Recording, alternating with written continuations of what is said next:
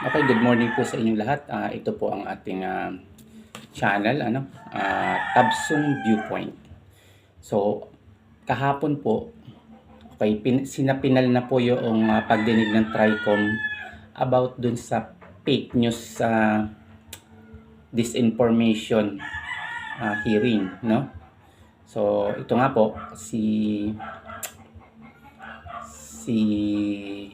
Representative Dan Fernandez po ay nanawagan. So basahin lang po natin yung kaunting panawagan niya, no? Nanawagan si Representative Dan Fernandez na gawing urgent ni Pangulong Marcos Jr. ang panukalang batas kontra fake news at disinformation sa harap ng patuloy na pagkalat nito online. Sa pagdinig ng House TRICOM, iginiit ni Fernandez na kaunti na lang ang oras bago matapos ang 19th Congress sa Hunyo 13. Nagbabala rin si PCO Secretary Jane Ruiz sa epekto ng faking content sa publiko, lalo na sa mga eleksyon. Ayon naman kay Representative Jana Pimentel, malinaw na pangangailangang ipasa agad ang naturang batas. So, ibig sabihin, may urgent needs daw po ang pagpasa ng batas na fake news, disinformation at false narrative na pinapakalat ng mga ilan nating kababayan na very active online. So, actually hindi na po natin na kailangang i-explain niyang masyado kung ano yung epekto ng fake news, disinformation at false narrative sa mga kababayan natin. Kasi tayo mismo na-experience natin yan pag nagpunta po tayo sa online space katulad ng mga social media, etc. So naglipa na po diyan yung tinatawag natin mga fake news, disinformation at false narrative na pinapakalat ng nakakalungkot nga ng mga kababayang Pilipino, especially po dun sa usapin ng West Philippine Sea na kung saan meron po tayong pinoprotektahan na karagatan diyan sa may banda ng Palawan at pataas dito sa may Zambales. So yan po ay batas na natin yan ng Pilipinas na part ng ating sovereignty or sovereign rights natin. At dapat po yan ay pinapangalagaan natin at hindi po yan ipinauubaya lang na i-take over ng ibang foreign and governments katulad ng China. So, ibig sabihin po, yun po yung lumalabas doon sa TRICOM hearing na kung saan ay very affected po ang ating gobyerno, especially ang Philippine Navy, na kung saan sila yung sa frontline po sila din ng paglaban sa sovereignty ng ating bansa sa West Philippine Sea. So sila po ang nakakatanggap ng sobrang disinformation, fake news. So pilit po nilang nilalabanan yan. Kaya saludo po tayo sa mga tauhan na pinangungunahan ni Commodore Tariela na talagang very hard sa paglaban sa mga fake news, disinformation. At marami po siyang na-unravel na mga scheme at pinaliwanag po yan doon sa TRICOM committee hearing kung paano nagaganap at paano sinusuportahan ng mga kapwa natin Pilipino na mga vlogger, influencer at yung naratibo na pinapakalat ng China. Okay? So yan po ay nararanasan natin yan at matindi po ang epekto niyan sa ating mga kababayan. Nagkakaroon po yan ng divisiveness, pagkakawatak-watak ng sambayan ng Pilipino sa usapin ng West Philippine Sea.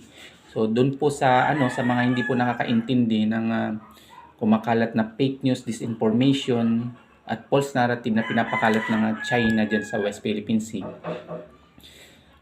Yan po ay ginagawa ng nililegitimize ng China yung kanilang pangangangkam ng teritoryo ng ibang bansa. Hindi lang po tayo, affected po ang ibang Southeast Asian country diyan. Katulad ng Vietnam, Malaysia, may mga may mga insidente na yan na nirereklamo nila yung sobrang paghihimasok sa kanilang teritoryo ng China. So again, sa tingin po natin dito sa ating channel, Tabsong, sinusuportahan po natin yung panukala na yan na sana po magkaroon ng urgent bill para ma-certified po yan na urgent ng Pangulo. So sana makita po ng ating presidente yung needs na kailangan maipasa talaga yung batas na yan.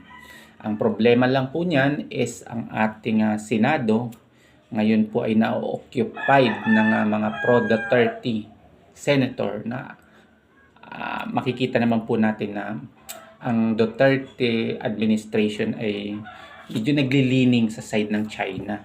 So kaya nga po nalulungkot tayo dun sa naging resulta ng halalan kasi nga marami po dun yung mga perceived na senator na di umano ay pro-China makapili ang nanalo. So again, yan po ay resulta yan ng sobrang fake news, disinformation at false narrative sa social media. Again, dapat po nating suportahan yan at maunawaan po natin na yung batas na yan ay makakatulong yan para mapigilan yung mga information na harmful sa public.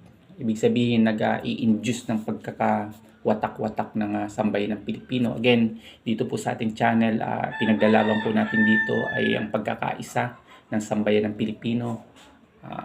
At mariin po natin tinutulutulan yung mga bagay or policy or mga statement na mga fake news na bubunsod dun sa pagkakawatak-watak ng sambayan ng Pilipino. Again, dito po sa ating channel, ang tinutulak po natin dito ay magkaisa ang taong bayan sa ating bansa at ipaglaban po yung karapatan ng ating mga mamamayan at mga ating bansa dun sa ating bilang independent country tayo, guys.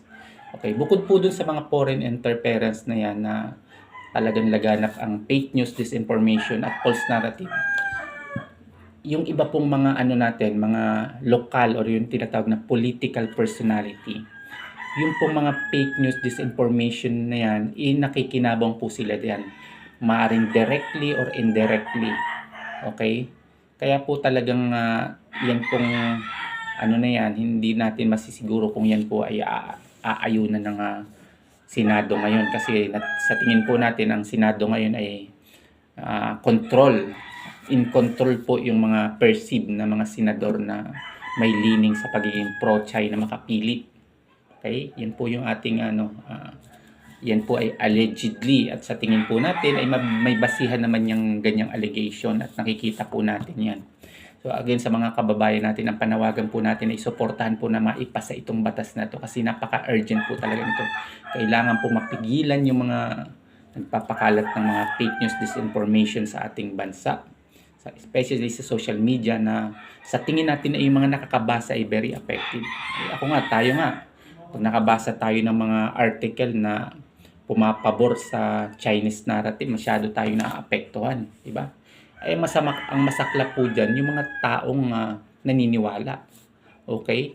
Napapaniwala nila dun sa kanilang statement na pro-China statement or pro-China narrative. Yun po ay, sa tingin natin ay kailangan talaga ng urgent message or urgent bill na maipasa talaga yan.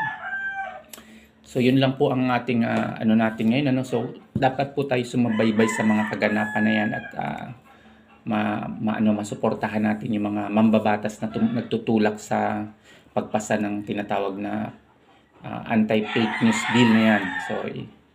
So yun nga po. So sana po magkaroon yan at sa tingin ninyo, may papasa ba ng Senado yung anti-fake news bill na yan or mabibinbin lang kagaya ng na ginawa nilang pagbinbin sa impeachment ng BP.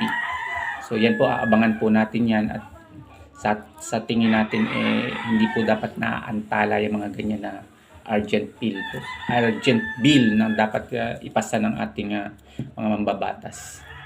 So yun, nga po pala ang take ninyo dito sa fake news bill na ito? Ano po masasabi ninyo dito? Affected ba kayo dito or sa tingin ninyo makakabuti po ito sa ating bayan para maiwasan na o ma-penalize na po yung mga makapili dyan ng mga kapwa natin na mga Pilipino na mga influencer na walang ginawa kundi mag-promote ng mga fake news, disinformation at false narrative.